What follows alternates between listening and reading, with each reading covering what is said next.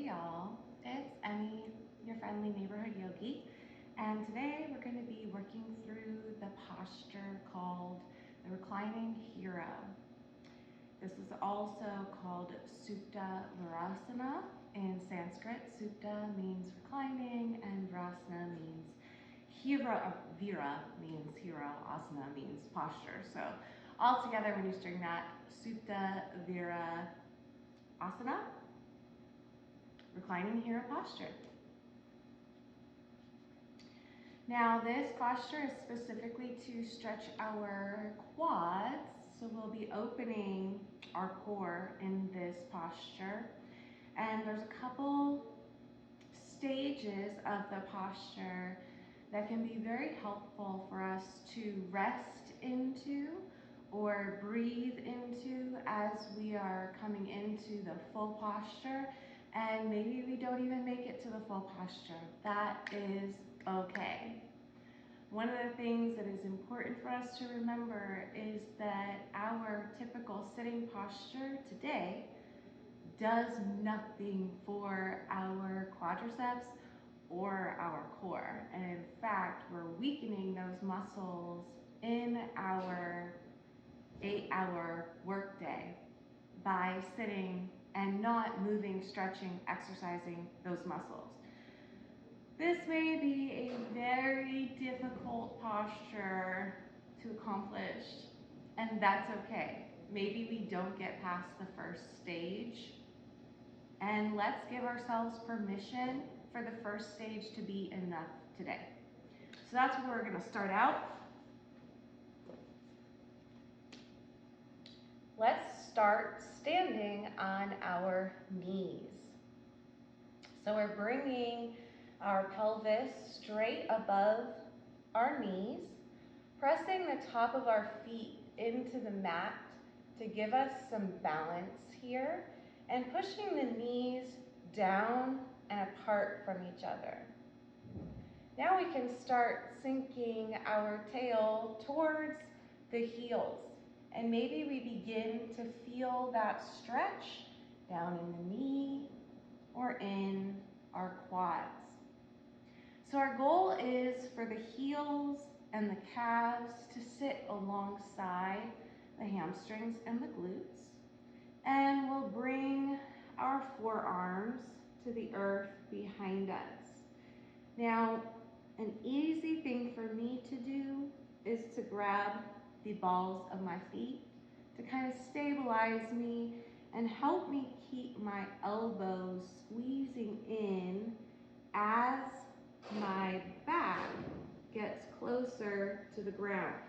Now we do not have to come down on both sides at once. We can certainly lean into one arm and then lean into the other as we're coming into this reclined hero posture. And at this stage, we may be feeling really uncomfortable in the knees or in the quadriceps. So take a few minutes to breathe into those spaces, engaging with those muscles. So that means breathe into the pain, squeezing those muscles. And on the exhale, engage that core.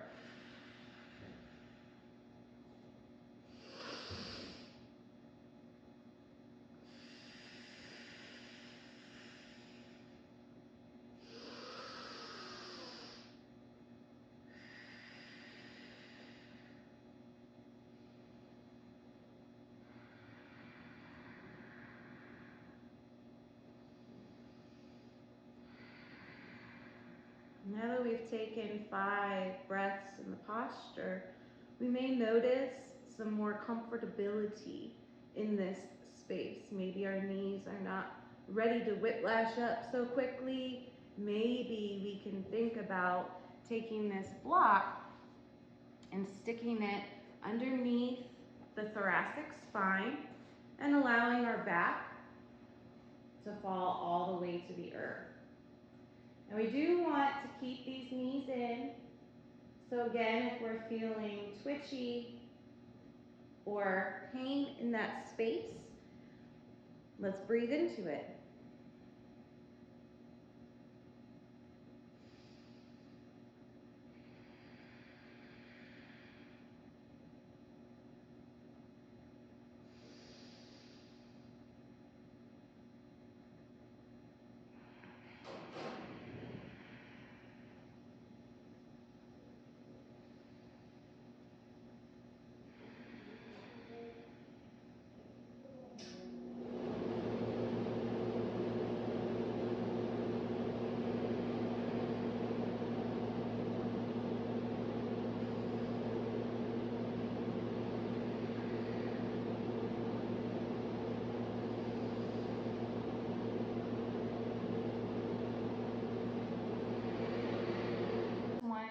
suggest, if you are having a very difficult time with this posture, here's a modification you can do or you can try to see if this gives you the stretch that you're looking for without the intense pain in the knees.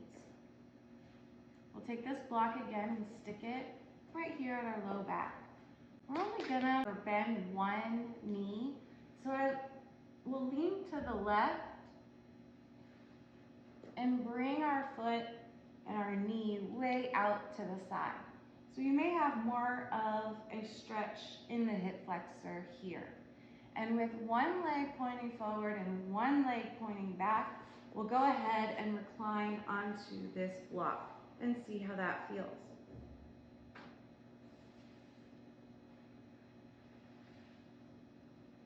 Another way we can play with the posture is by bringing our arms up overhead and bringing them down alongside the body. And continuing to move in that fashion with our palms facing up will help our shoulders to release as we relax back towards this block, softening and opening with the breath.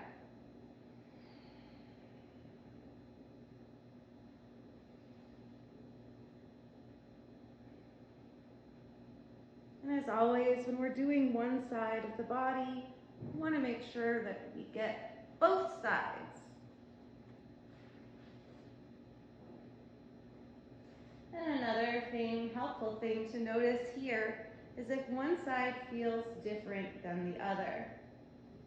This helps us understand which side of our body may be holding on to more tension than the other, but it also helps us understand reciprocal inhibition, recognizing that what happens to one half of the body is going to affect the opposite side and part of the body. So stretching my knee, left side of my body, is going to affect my right shoulder and how those muscles relax into the earth beneath me.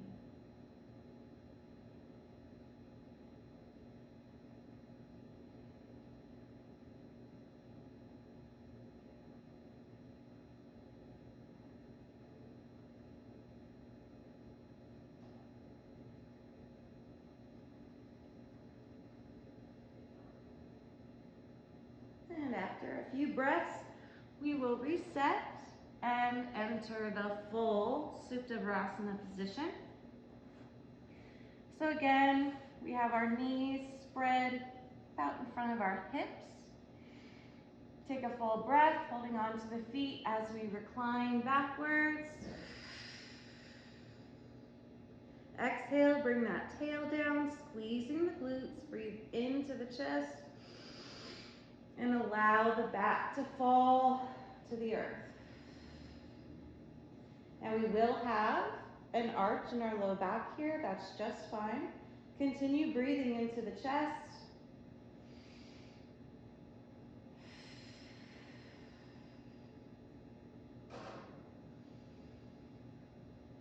And don't forget to engage the core and the pelvis on that exhale. And feel the stretch expand through the body.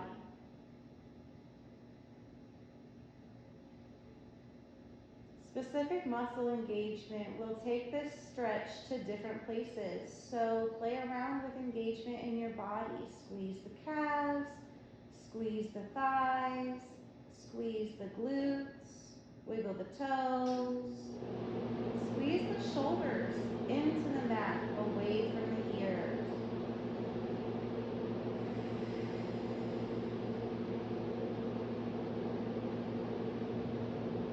Again, we can extend the arms overhead to see how that shifts our body into posture.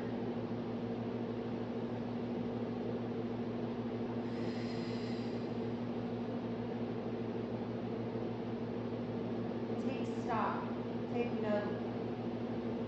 What happens in the body as we breathe and we allow oxygen to cycle through these different spaces that maybe have felt a little bit squished because of our day-to-day posture.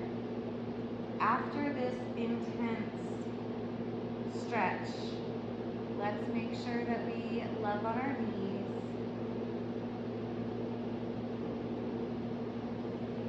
Moving slowly and allowing those subtle muscles to rehydrate and take their time.